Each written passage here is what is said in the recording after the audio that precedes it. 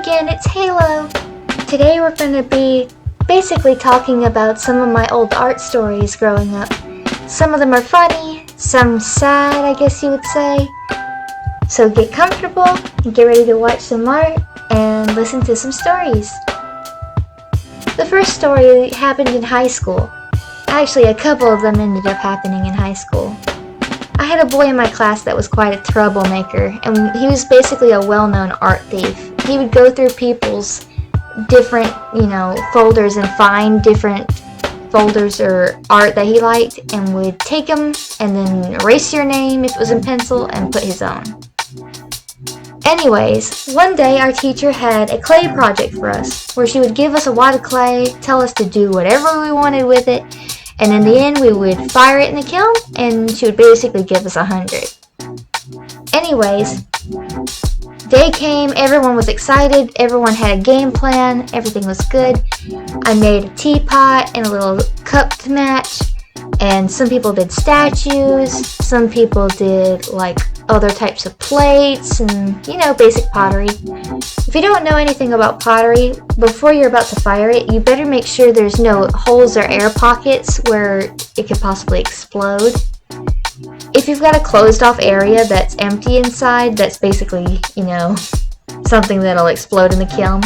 So my teacher kept reminding us, don't leave any air pockets. You better make sure if you have any empty space in your clay, you need to make sure there's a hole where the air can escape. And she reminded us this periodically throughout the whole making of it. Well, unfortunately for most of my class, this boy, and by the way, Minecraft was very, very starting to get popular right at that time, he decided he'd make a creeper. If you know where I'm going, go ahead and pause it and, put in the comments what you think happened. For those of you that do listen, don't spoil it for them. But basically, this guy made a gigantic hole in his creeper statue and purposely covered the hole so that it would explode in the kiln because he thought it would be funny. Luckily for me, the teacher actually put his project on the bottom of the kiln and mine was on the very, very top. So actually mine was one of the very few that didn't get destroyed. But she put everything in the kiln and she's like, last call for things to go in the kiln. Make sure that there's no air pockets. Make sure that any pieces that you've added on are stuck on really good and blended very well. And, everything will go in the kiln and then a couple of days you'll get your projects back. And everyone was excited. Everybody really loved what they made and had put a lot of thought into it, which is all the more sadder that most of them didn't make it. But anyways, after a couple of days, the teacher actually came up to the front of the class and was like, I have an announcement for everybody. Somebody's thing exploded in the kiln, and unfortunately most of your guys' stuff didn't make it. I'm sorry. I'll give you some more clay. You can make another project. To those of you who already had a project that actually survived, which is about maybe 5 of you, you guys can keep your stuff, and I'll give you extra clay to make whatever you want again. She's like, extra reminder to definitely make sure that your projects have absolutely no air pockets because this is what can happen. And a lot of people were super upset because they had worked really hard on their projects and their projects were just in pieces, just crumbled to bits. It was absolutely awful. And I was very, very lucky that mine actually made it through because I worked really, really hard on it. Another time, and I think the same boy did it, I'm not sure. Nobody ever found the culprit of who did it. But we had another project where we had to basically draw anatomy, and we did it with charcoal and some pastels. And a way to keep the pastels from smearing on other pages or to kind of preserve it would be to spray it with hairspray. And so my teacher actually had a whole cabinet in the back that was just full of hairspray, but she also had cans of spray adhesive for other projects that looked exactly the same. And someone had took one of the spray adhesive bottles and put it with the hairspray, and we mistaken it for the other and then sprayed all our projects.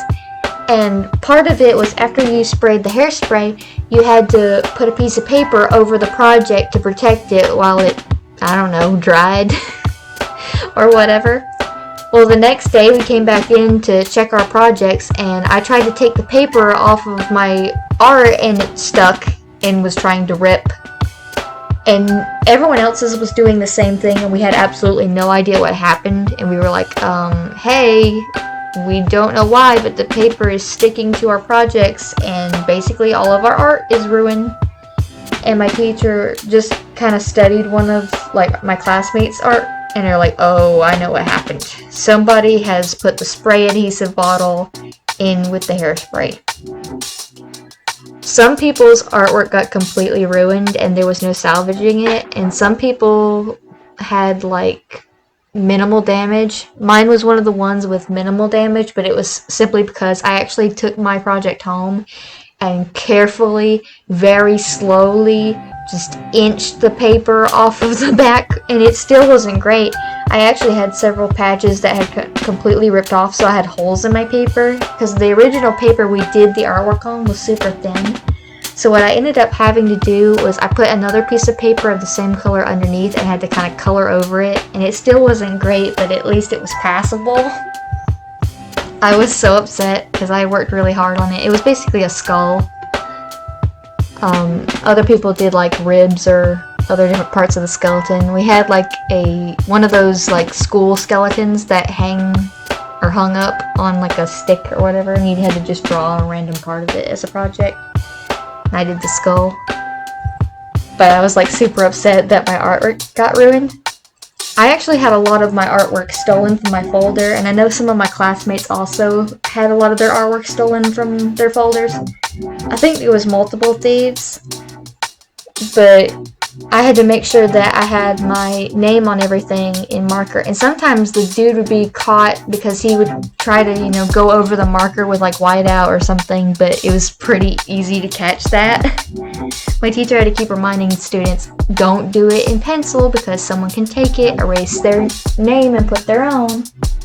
And some people still forgot, and I had a lot of artwork because I worked really fast, so my teacher just gave me a ton of paper to just do whatever I wanted with. So I actually had a lot of artwork that I didn't even know went missing until it turned up later.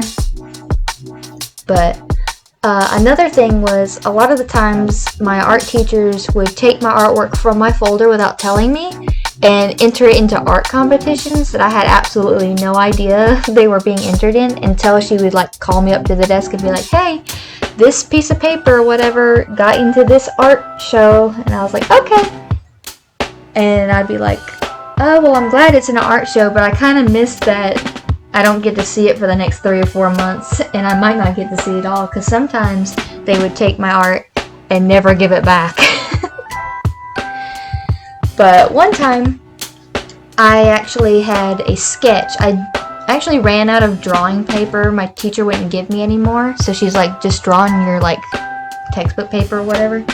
I actually had some graph paper from like math class, so I actually kind of just doodled on it. And at the time I was drawing like ladybugs and other like just insects just for fun. So I drew like a gigantic ladybug basically in a tug-of-war with an ant. And I didn't think nothing about it. I just shoved it in with my other art stuff, and I figured, well, it's probably going to get stolen, but it's not a great sketch anyway. And it's on lined paper, so no one's going to want it anyway. So I just shoved it in there and forgot about it.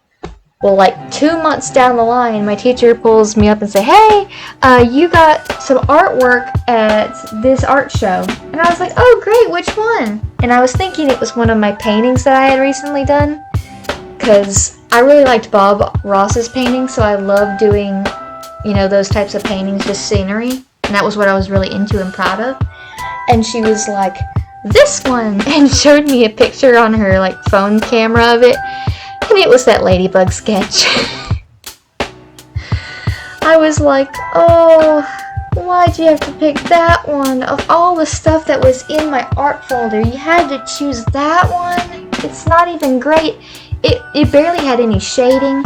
It was in pencil. It was smudged up because I just threw it into my art folder. And it was on lined paper.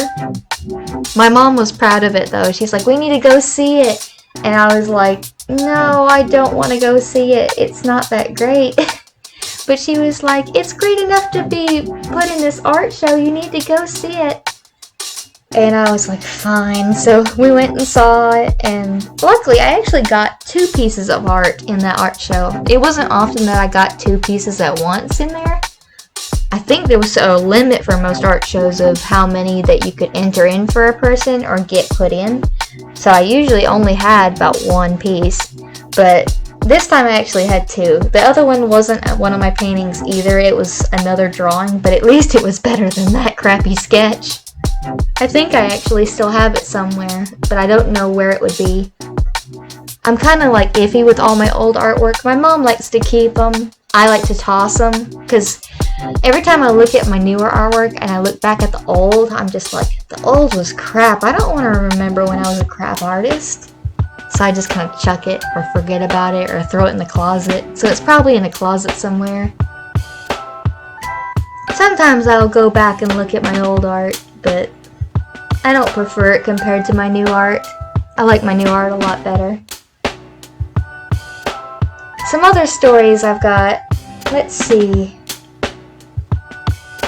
Oh yeah, there was one time I was at a school. It was like one of those schools where it was an in-between grade school. You're not quite a high schooler yet, but you're not quite done with middle school yet. Basically, it was like a really tiny school. But eventually, I went there. I had to go to this school. They actually shut it down not long after I got out of that school and went on to high school. But back when I had that school, I did a lot of art in the art room. And I actually had one of those, I don't even know what you would even call it. It's basically just strips of paper weaved together. It's to make a picture. I don't know if you guys ever did that. I think that was a common school art project, because I've seen online where a lot of other people have done the same thing. But essentially it's just a bunch of construction paper that you just cut into little strips and then tape the ends on the paper and just weave them. And it wasn't all that great. I basically made the picture look like a duck. But I never got it back at the end of the year. At the end of the year, I was looking at my art folder and I was expecting to see that in there, and it was lost. And I asked my teacher, hey, where did my duck picture go? And she was like, I have no idea, I'm sorry. I must have lost it or something. I was like, okay, whatever. I got plenty of other artwork in there. But I was still kind of sad that it just got missing. But the next year, I actually got called to the principal's office because I had won an award. If you've ever been, like, quote, one of the teacher's pets and ever get called to the office, you think it's the end of the world because you think you're in trouble. Even though you know you've never done really anything wrong to deserve going to the principal's office. Every time I ever got called, it was usually for an award, which wasn't often, but when it did happen, I always thought I was in trouble and was, like, sweating bullets and be like, please don't call my mama. Please don't call them. But anyway, I went up to the principal's office, and she was like, oh, Halo, guess what? And I was like, what? And she was like, you won a poster in English. I was like, okay, good. And she's like, we're gonna go have a ceremony in a couple months. Here's some paper. And we talked about that for a little bit. Well, when I was going to leave, I actually turned around, and I actually saw my duck picture framed on the wall in the principal's office. And I know it was mine because I could see my name on it. I really wish they had asked me if I still wanted it or if I wanted to donate it or something at least. I would have said yes, but I really missed that artwork. And I went home and told my mom, I was like, the principal has my artwork in her office and they didn't ask me about it. And she was like, oh, something you drew this year? I was like, no, from last year. You know, that picture I've been missing. And she's like, oh. The school's closed down now, but I kind of wonder if, even though that the room is abandoned, I kind of wonder if my picture's still there.